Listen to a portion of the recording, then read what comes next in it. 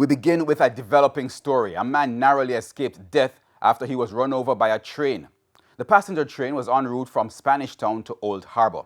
Moments ago, Radio Jamaica's Beyond the Headlines host, Dion Jackson Miller, spoke with Vernon Dixon of the Jamaica Railway Corporation about the incident. Apparently, he was sitting on the line or something, but he somehow, when the train driver saw him and signaled with his horn, he either was unable to move or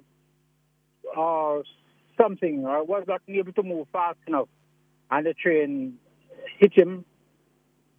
One of his legs was severed, and he had other injuries. The police came and they were able to get him from under the train, and he's on his way currently to the Spanish Town Hospital.